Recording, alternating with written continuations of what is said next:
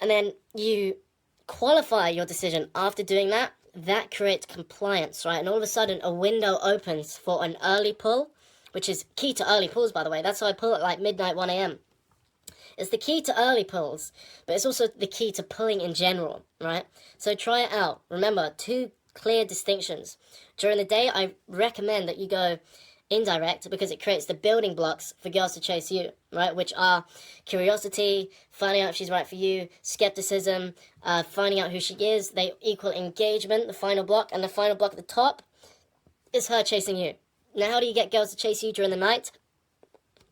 It's by following all the concepts, but specifically talking to other girls that are near your decision for the night and making sure that she can see you talk to them, and you're physical, you're spinning them around, you're dancing with them, you're like shouting, you're funny, like you have an amazing time. She needs to see that, but then you go back to her and you say, hey, just so you know, I love talking to you so much. Every girl here is just a drunk idiot, but I love you, I love your company so much. What does that do? It makes her compelled, it inspires her to chase you, and the end result is either an early pull or compliance in general. Or, sorry about that, or at the very least, it creates a solid interaction that you can meet another day if she is just not available to pull that night, right?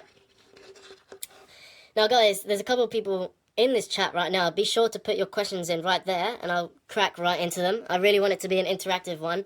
I am available now to chat. So, what I wanted to talk about next is in a game, but specifically, how do you feel like you're enough, right? How do you feel like you're enough to approach a girl, to meet her, and to make it work? So, just have some water. I remember I said to Brad, I said to him, what was the biggest thing you realized when you were in the game, right? What was the biggest thing that you feel that changed everything for you? And he turned towards me and he said, it was when I realized that I don't have to do anything for a girl to like me. And I really thought about that, and it was on my mind for a while.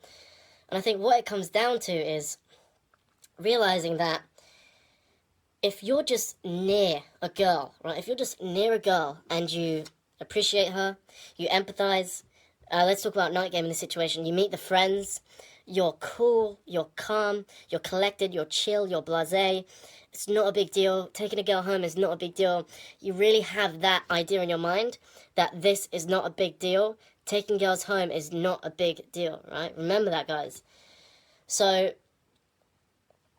when you're at the club, it really shouldn't excite you that much, right? This is something I've learned from Ryan. It really shouldn't excite you when you talk to girls. It shouldn't excite you when you meet a girl in the club or during the daytime. You should have that attitude of, yeah, whatever. I'll meet her. It doesn't really matter, but I don't care. So I got a question from Daniel. He said, how do you be skeptical but also show you're interested in her? Statements of motivation. Really good question, man. So being skeptical is kind of like 10% of the interaction. So I'm not going to be skeptical throughout the interaction, but for one thing I'll be skeptical, right? And it makes a massive difference. So for example, Daniel, when I said, if I ask a girl what she does for a job and she says she's a student studying science, I'll be like, science? That's so fucking boring. How do you live every day? So you're like a nerd, aren't you? So that's a skeptical, negative expression. But I'm done after that, right? So after I've done that, I'm done. I'm not going to be like throughout the whole interaction, well, you're a loser, you're an idiot, you're whatever, right? It's just one thing. And a great place to do it is when you ask a girl what she does, right? So if the girl you're talking to appears to be young, 18, 19, 20, you're like, are you a student? And she's like, yeah, I am, but what are you studying? She says mathematics. You'd be like, mathematics? That's the most boring shit ever, right? That's it for the whole interaction. So it's just one example of skepticism. It's not throughout the whole interaction. Now, after that, you can appreciate her, right? You can be like, wow, I feel like you're like the most intelligent girl that I've met in a long time. Now, really important lesson is you always want to avoid compliments on her beauty, right? I know that might not make sense, but you really want to avoid compliments on her beauty, and here's why. Throughout a girl's life, a pretty girl's life, she's complimented on her beauty since she's like 2 years old, right? For the rest of her life, everyone's like, she's so beautiful, she's amazing, she's so pretty, she's stunning, she's gorgeous. So, as a society, we're pushed to focus on this side of women. We're here, right? But if we put the focus on internal, that's when you get deep connections with women, right? With girls. So if I say to a girl, I don't want to say to her, hey, you're actually really hot. Or, hey, you're actually fucking sexy. What I'll say is, wow, I feel like you're the most intelligent girl that I've met in a long time. Like, seriously, it's really good to speak to someone that I feel is just so awesome. That's one example. Another example might be, wow, like, you are so well dressed. Like, do you study fashion or something? Like, honestly, like, I just love being around people that take so much time to be as aesthetic as yourself.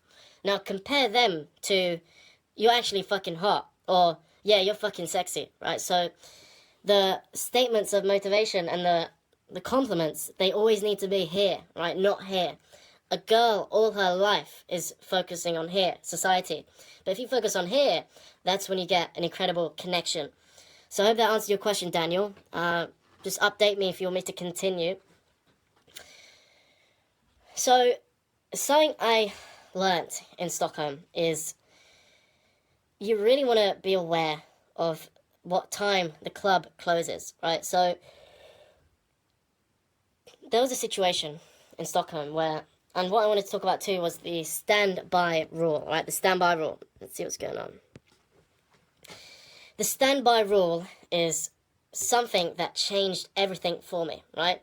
Now, this ties into what I just said about the front door rule. Now, standing by is the perfect marriage with the front door rule. I had a student in Stockholm a couple of weeks ago. He found an amazing girl. She was stunning, she was Swedish, she was 19. Really hot, blonde, incredible body. He approaches, now, unfortunately, well, I'll tell you why, but the club is massive and it's loud. So there's about 1,000 people in this club. It's huge. If you lose someone, you typically lose them for the whole night, right? So he approached her at the bar. He spent 15 minutes with her. She loves him, right? I'm like, good work, right? This is your pull. This is your decision.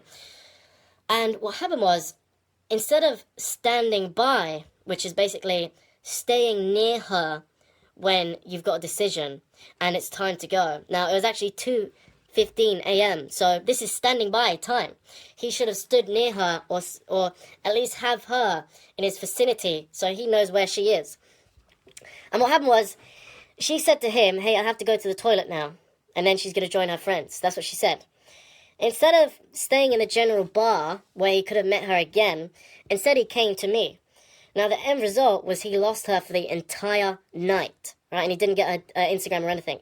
So she was gone, right? And it's really, really sad to see because here was a girl that was stunning. She loved him. She thought he was amazing. He thought that she was amazing. And one simple mistake, right? One simple mistake of not standing by and waiting in the area that she will be in so you can quickly reapproach and not lose her.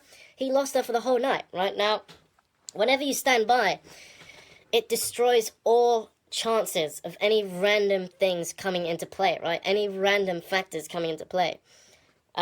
So what you want to do is whenever you've made a decision and it's time to go, or at least an hour till closing time, you want to stand by your girl, right? Stand by. Now, that doesn't mean you need to be in set with her no matter what. It doesn't mean you need to be this far away from her no matter what. All it means is that she needs to be in your general area of view. So I want you to imagine the girl is behind this camera, right? But she's behind the camera, and she's facing this way. So her back's towards me. And let's say she's 5 meters away. That is standing by, right? That's an example of standing by, because I know where she is, and I can see her. That simple. Standing by is not talking to her or forcing yourself near her or forcing yourself in step. All it is knowing where she is towards the end of the night. So if there's a girl behind this camera 10 meters away and she's facing this way, so her back is towards me, this is standing by. Now if I turn to here, she is no longer standing by, right? I am no longer standing by at this point. Now I'm standing by. If I turn my back around, I'm not standing by. Now I'm standing by. Do you see what I mean? All it is knowing where the girl is. And this changed everything, right? Changed everything for me. When I stood by, specifically, and guys, any questions, just put them here. I'll get right to them. When I started to stand by, all these random factors were gone, right? They were gone. So let me explain. The drunk friend ruining the set. I stood by. I was there at the right time, right place. Pulled, right? Drunk guys coming into set and ruining it. I'm standing by. And remember, standing by puts you in the right place at the right time. So you don't want all these random factors destroying your pulls, right? You always want to be near the girl, right? Know where she is. If it's 2 a.m. and you've made a decision and you spent an hour with your girl, you are making a critical mistake if you just walk away and leave her, right? Just walk away and leave her. First of all, you must get her Instagram on the first approach. If you feel like this is actually going somewhere, literally just be like, oh, let's be Instagram friends. Get the Instagram, perfect. Now, if you lose her, you can message her, right? But still, you always want to be in the habit of standing by. If it's 2:45 a.m. and you don't know where your decision is, that is a critical mistake. You must know where your girl is. Otherwise, there's hundreds, and I mean hundreds of factors to destroy that pull. Now, pulling is the most sensitive thing ever, right? It can be destroyed in a heartbeat. So when you stand by, it eliminates all these random factors that pop up. Now, are you doing that? Are you truly committing to a girl and standing by her to make sure that you know where she is when it's time to leave the venue, when it's time to front door rule, right? Do you know? Are you doing that? Probably not, right? And when you do that, you're going to pull more, you're going to meet more, you're going to get laid more. It's just the perfect marriage of the front door rule. So we got another question here from Daniel. He said, if the interaction is going well, but it's still early in the night, or you're not 100% sure she's your decision, should you go for the number early, or would it ruin the interaction? Hey man, excellent question. Now, you said you don't have Instagram. First of all, that needs to change, right?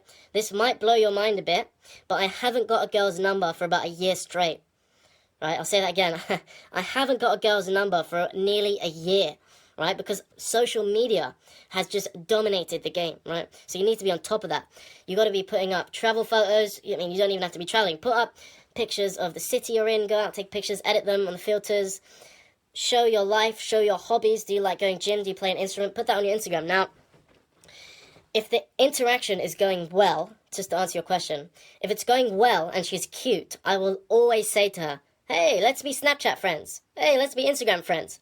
They will always say yes because it's lighthearted, it's funny, it's playful, and it's not player at all. So whenever you ask for a girl's number, it puts her in a place, just through the way society has evolved, is, oh, this guy's trying to pick me up. Oh, this guy's trying to sleep with me. But if you say to her, hey, let's be Snapchat friends, let's be Instagram friends, it's playful, it's funny, and most importantly, if you lose her, message, sorted. But still, that's no excuse. You still got to stand by rule, right?